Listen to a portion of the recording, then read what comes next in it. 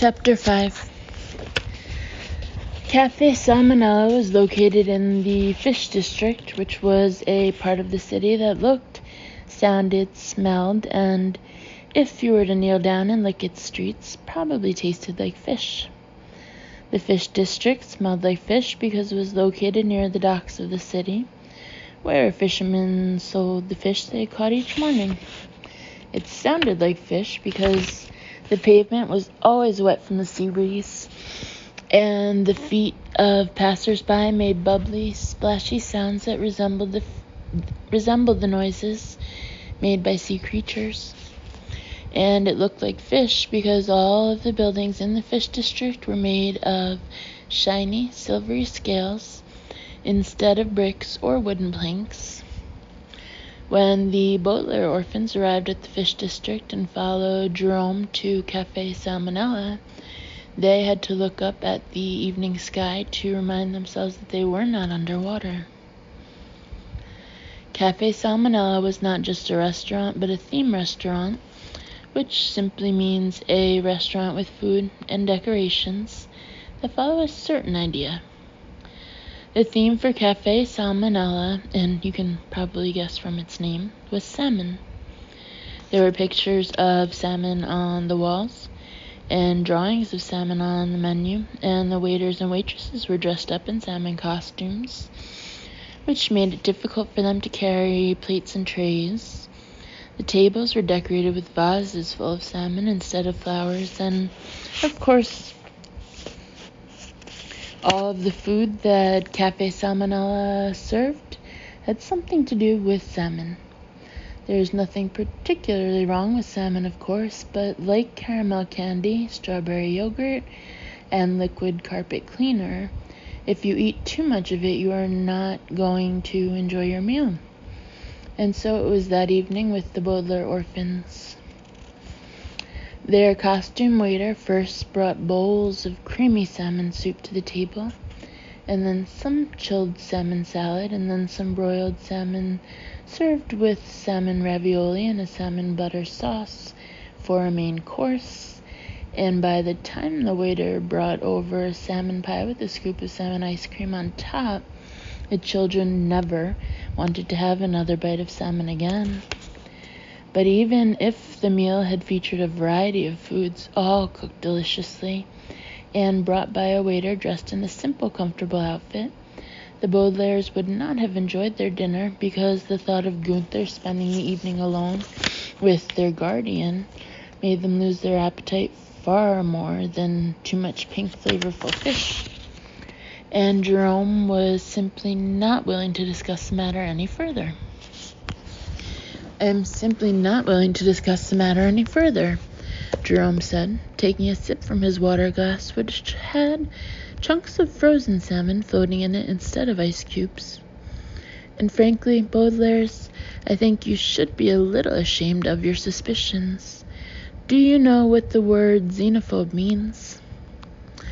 Violet and Sunny shook their heads and looked over at their brother, who was trying to remember if he had come across the word in one of his books. "When a word ends in phobe," Klaus said, wiping his mouth with a salmon-shaped napkin, "it usually means somebody who is afraid of something. Does Zeno mean Olaf?" "No," Jerome said, "it means stranger or foreigner. A xenophobe is somebody who is afraid of people just because they come from a different country, which is a silly reason for fear. I would have thought that you three would be far too sensible to be xenophobes. After all, Violet, Galileo came from a country in Europe, and he invented the telescope. Would you be afraid of him?" "No," Violet said, "I'd be honored to meet him, but—" "And Klaus," Jerome continued, "surely you've heard of the writer Junichiro Tanizaki, who came from a country in Asia. Would you be afraid of him?" "Of course not," Klaus said, "and Sunny," Jerome continued, "the sharp-toothed mountain lion can be found in a number of countries in North America. Would you be afraid if you met a mountain lion?" "Natesh," Sunny said, which meant something like, of course I would. Mountain lions are wild animals. But Jerome continued talking as if he hadn't heard a word she said. I don't mean to scold you, he said. I know you've had a very difficult time since your parents' death. And Esme and I want to do all we can to provide a good, safe home for you. I don't think Count Olaf would dare come to our fancy neighborhood, but in case he does, the doorman will spot him and alert the authorities immediately. But the doorman didn't spot him, Violet insisted. He was in disguise. And Olaf would dare to go anywhere to find us, Klaus added. It doesn't matter how fancy the neighborhood is. Jerome looked uncomfortably at the children. Please don't argue with me, he said. I can't stand arguing. But sometimes it's useful and necessary to argue, Violet said. I can't think of a single argument that would be useful or necessary, Jerome said. For instance, Esme made reservations for us here at Cafe Salmonella, and I can't stand the taste of salmon. I could have argued with her about that, of course, but why would it be useful or necessary? Well, you could have had a dinner that you enjoyed, Klaus said. Jerome shook his head. Someday, when you're older, you'll understand, he said. In the meantime, do you remember which salmon is our waiter? It's close to your bedtime, and I'd like to pay the bill and take you home. The Baudelaire orphans looked at one another in frustration and sadness. They were frustrated from trying to convince Jerome of Gunther's true identity, and they were sad because they knew it was no use to keep on trying. They scarcely said another word as Jerome ushered them out of Cafe Salmonella and into a taxicab that drove them out of the Fish District to 667 Dark Avenue. On the way, the taxicab passed the beach where the Baudelaires had first heard the terrible news about the fire, a time that seemed in the very, very distant past, even though it had not been all that long ago. And as the children stared out the window at the ocean waves rippling along the dark, dark beach, they missed their parents more than ever. If the Baudelaire parents had been alive, they would have listened to their children. They would have believed them when they told them who Gunther really was. But what made the Baudelaires saddest of all was the fact that if the Baudelaire parents had been alive, the three siblings would not even know who Count Olaf was, let alone be the objects of his treacherous and greedy plans. Violet, Klaus, and Sunny sat in the taxi and stared mournfully out the window, and they wished with all their might that they could return to the time when their lives were happy and carefree. "You're back already?" the doorman asked, as he opened the door of the taxi with the hand still hidden in the sleeve of his coat. "Mrs. Squalor said that you were not supposed to return until your guest left the penthouse, and he hasn't come down yet." Jerome looked at his watch and frowned. "It's quite late," he said. "The children should be in bed soon. I'm sure if we're very quiet we won't disturb them." "I had very strict instructions," the doorman said. "Nobody is supposed to enter the penthouse apartment until the guest leaves the building, which he definitely has not done."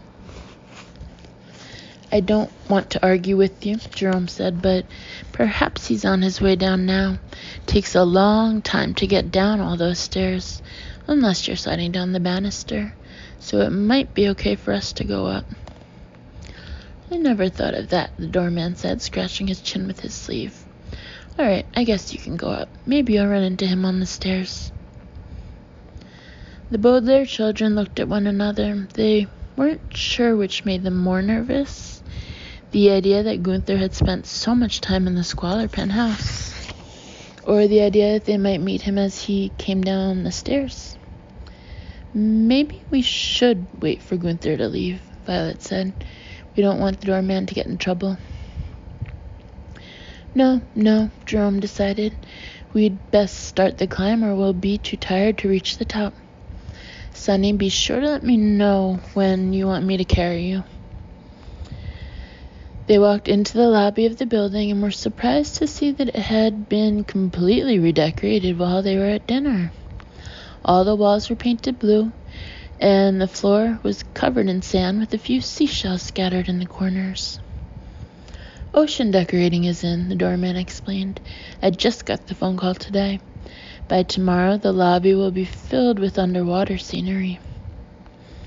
I wish we'd known about this earlier, Jerome said. We would have brought something back from the fish district. Oh, I wish you had, the doorman said. Everybody wants ocean decorations now, and they're getting hard to find. There are sure to be some ocean decorations for sale at the inn auction, Jerome said, as he and the Baudelaires reached the beginning of the stairway. Maybe you should stop by and purchase something for the lobby. Maybe I will, the doorman said, smiling oddly at the children. Maybe I will. Have a good evening, folks. The Baudelaires said good night to the doorman and began the long climb up the stairs. Up and up and up they climbed, and they passed a number of people who were on their way down. But although all of them were in pinstripe suits, none of them were Gunther. As the children climbed higher and higher, the people going down the stairs looked more and more tired, and each time the Baudelaires passed an apartment door, they heard the sounds of people getting ready for bed. On the 17th floor, they heard somebody ask their mother where the bubble bath was. On the 38th floor, they heard the sounds of somebody brushing their teeth. And on a floor very high up, the children had lost count again. But it must have been quite high, because Jerome was carrying Sonny. They heard someone with a deep, deep voice reading a children's story out loud. All these sounds made them sleepier and sleepier, and by the time they reached the top floor, the Baudelaire orphans were so tired, it felt as if they were sleepwalking, or, in Sonny's case, being sleep-carried. They were so tired that they almost dozed off, leaning against the two sets of sliding elevator doors as Jerome unlocked the front door. And they were so tired that it seemed as if Gunther's appearance had been a dream, because when they asked about him, Esme replied that he had left a long time ago. Gunther left? Violet asked, but the doorman said that he was still here. Oh, no, Esme said. He dropped off a catalog of all the items for the inn auction. It's in the library if you want to look at it. We went over some auctioneering details, and then he went home. But that can't be, Jerome said. Of course it can be, Esme replied. He walked right out the front door. The Baudelaires looked at one another in confusion and suspicion. How had Gunther managed to leave the penthouse without being spotted? Did he take an elevator when he left? Klaus said. Esme's eyes widened, and she opened and shut her mouth several times without saying anything, as if she were experiencing the element of surprise. No, she said finally. The elevator's been shut down, you know that. But the doorman said he was still here, Violet said again, and we didn't see him when we walked up the stairs. Well, then the doorman was wrong, Esme said. But let's not have any more of this somniferous conversation. Jerome, put them right to bed. The Baudelaires looked at one another. They didn't think the conversation was at all somniferous, a fancy word for something that is so boring it puts you to sleep. Despite their exhausting climb, the children did not feel the least bit tired when they were talking about Gunther's whereabouts. The idea that he had managed to disappear as mysteriously as he had appeared made them too anxious to be sleepy. But the three siblings knew that they would not be able to convince the Squallers to discuss it any further, any more than they had been able to convince them that Gunther was Count Olaf instead of an auctioneer. So they said goodnight to Esme and followed Jerome across 3 ballrooms, past a breakfast room, through 2 sitting rooms, and eventually to their own bedrooms. "Good night, children," Jerome said, and smiled. "The 3 of you will probably sleep like logs. After all that climbing, I don't mean that you resemble parts of trees, of course. I just mean that once you get into bed, I bet you'll fall right asleep and won't move any more than a log does." "We know what you meant, Jerome," Klaus replied, "and I hope you're right. Good night." Jerome smiled at the children, and the children smiled back, and then looked at each other once more before walking into their bedrooms and shutting the doors behind them. The children knew that they would not sleep like logs unless there were certain logs that tossed and turned all night, wondering things. The siblings wondered where Gunther was hiding and how he had managed to find them and what terrible treachery he was dreaming up. They wondered where the Quagmire triplets were, since Gunther had time to prey on the Baudelaires, and they wondered what VFD could mean, and if it would help them with Gunther if they knew. The Baudelaires tossed and turned and wondered about all these things, and as it grew later and later, they felt less and less like logs and more like children in a sinister and mysterious plot, spending one of the least somniferous nights of their young lives.